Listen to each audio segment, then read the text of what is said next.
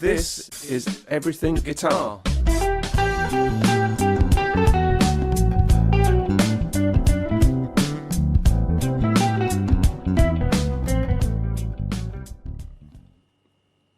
Hello everyone, right, this is the Les Paul, the Chinese, we're not allowed to call it a Les Paul, are we? A Chinese black looking guitar that looks kind of customised. In a quest to play authentic, we are going to now get to the electronics, and we're going to finalise the shielding of the cavity first and then move on to wiring the guitar. So we're going to get started.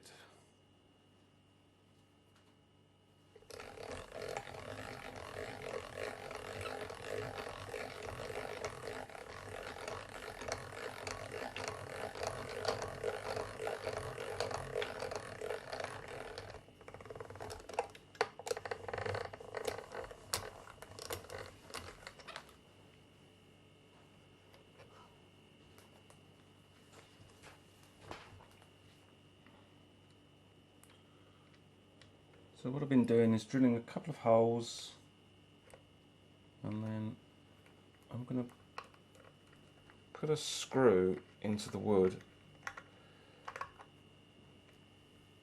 and I'm hoping it will give me somewhere to wrap an earth wire around.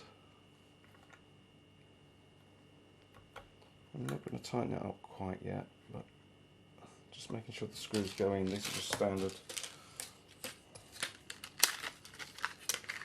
standard wood screws.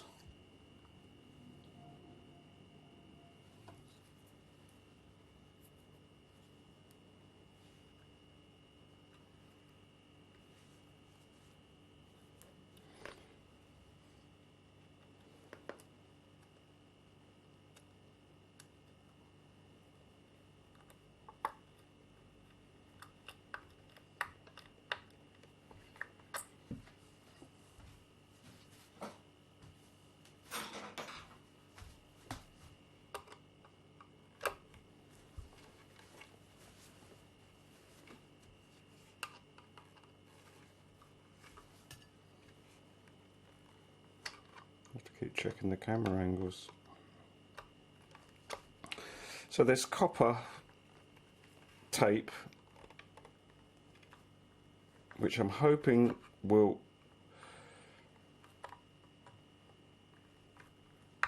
give me some continuity to the screw. So the copper tape's in connection.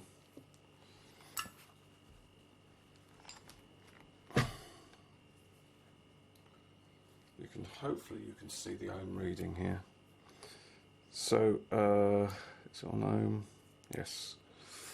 So when you've got an absolute connection, it's 0, and then when you've got a conductive resistance, that's still 0, so that copper is good, and then onto the screw it's 0. Maybe some resistance, but really small. So that's from the screw to the copper tape, and then from the screw to the conductive paint we have an ohm reading, so there is some resistance between the two, but it's conducting. Of course, if it's not conducting, you won't get a reading at all. That's saying no reading. So you get a 0 reading, 0 ohms, when it's absolute between these two, and when it's, so even from this point here to the screw, yeah, 0.3, 0.2, really small. So that's conducting really well to the screw. Try and move the camera angle, I've got to move the drill. Incidentally, for guitar repairs and maintenance, hand operated drills are a lot more desirable. Because obviously you can control each movement. Whereas obviously with an electric drill, you know, you can go too far, whereas you can, the hand drill, you can control everything. Hopefully that reading is coming out on the screen. So 0, so in other words, it's conducting. There, it's conducting. Don't know, because I'm not holding it on properly. Yeah.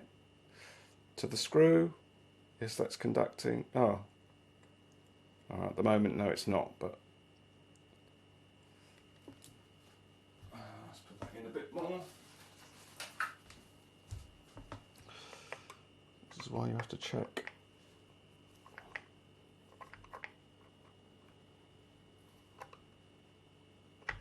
So hopefully that is touching the copper tape now. Yeah. So I'm getting a reading. So it's conducting. I know the surrounding copper tape is touching the screw. And that means when I screw some wire onto there and connect it to the switch is earthed, obviously, because it's being earthed through the string earth up from the main cavity.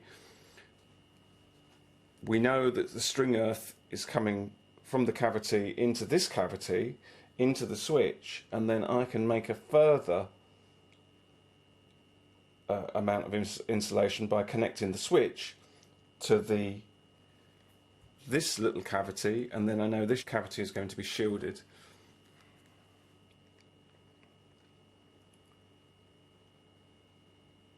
So that's going to work. Now I should have a reading between there and there, which I do.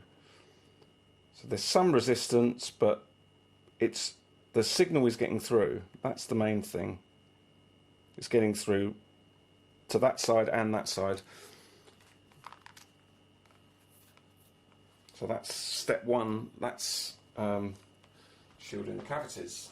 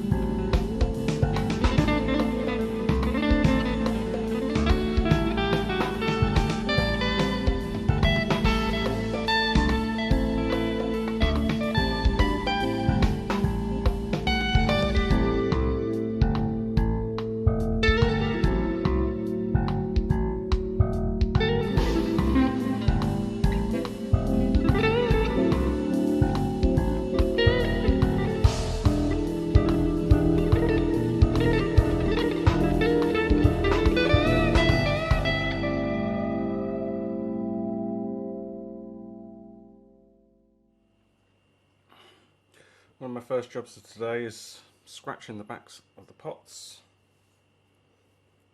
where I'm going to be putting the earths on. They're going to be in different places if they're... That one's a tone pot, so the middle lug is going to earth, and this one, the outer lug is going to earth, so it's going to go there, and then each of them gets... It's going to have an earth rail running through. So that's how I'm going to tell the difference between the pots. The switch is wired in, the toggle switch. Continuity tested it, this side seems to work. I've marked the leads so I know which one's which, hopefully. Always double check. And then I've got my pickup leads. Black is rear, red is front. So I know what I'm doing, I think. String earth is there, so hopefully I'll have this sorted out pretty soon. So I've done a test on one of the backs of the pots, and it's a good idea to test your temperatures if you've got a temperature controlled soldering iron like I have. You may very well find that a 25 watt soldering iron isn't enough and you might need 40 watts or more if you're not using a temperature controlled device. But if you are using temperature control, then obviously you need to find the right temperature, and mine, I've just got a potentiometer, so I don't actually have a readout of what the temperature is, so I have to kind of guess. But as long as I get a fairly good joint, then I know that I'm choosing the right temperature for the important joints, which are the earths, and then you don't need as much temperature for the other simpler connection joints, and also for the capacitors. And obviously implementing heat sinks wherever possible. Here I've got a pair of pliers with some elastic band, and you can quickly just grab a potentiometer, you know, that's you know, if you're a bit worried about heat. Obviously crocodile clips are very good. You can stick a crocodile clip on the joint, you know, if you're working on a pot like that, or one of the other ones that I've got is a crocodile clip with a wire, so the wire transmits the heat as well and acts as a heat sink, so you can use things like that. And somewhere, you know, so I've been doing the pots, and I'm going to take a quick break, and I'm checking as I'm going along. Keep checking against the switch. You can always mark your leads, put a little label on it, but don't mind just checking, just make sure that it's being done right. So I'm at the point now where I have finished the wiring and I've started to put the guitar back together again. I'm going to put some decent strings on it, and then give it a test. And it's always a moment when you've wired a guitar, and it doesn't matter how many checks that you've done, there's still always an anticipation of when you plug it in for the first time. Will it work? So we're going to find out. So anyway, I'll see you at the test.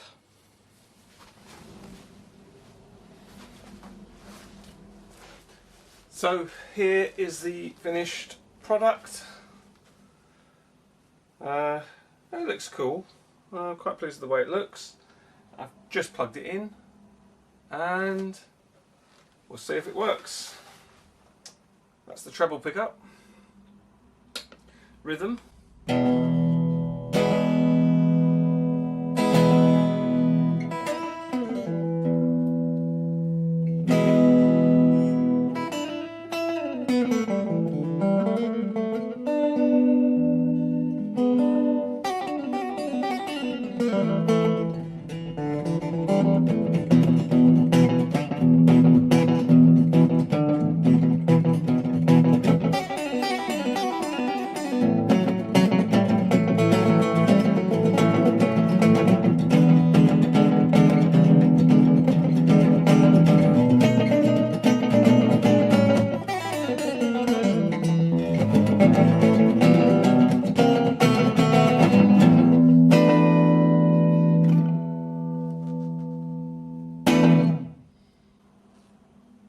when you put them together, no idea what happens. So that's the rear pickup, and then feeding in the front pickup.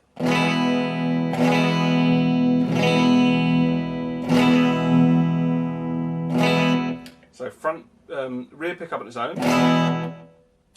front pickup on its own, and then in the middle,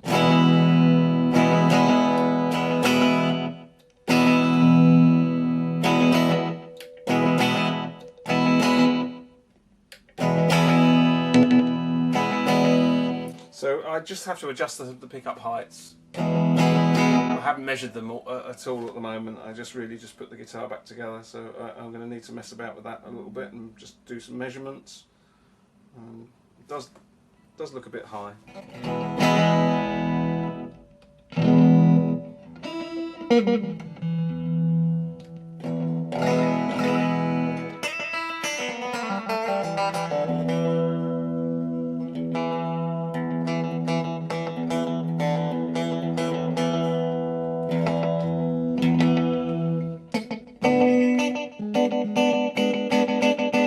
So that gives you the real rock and roll sound, the in-between sound, where you've got both pickups. It's a bit more honky.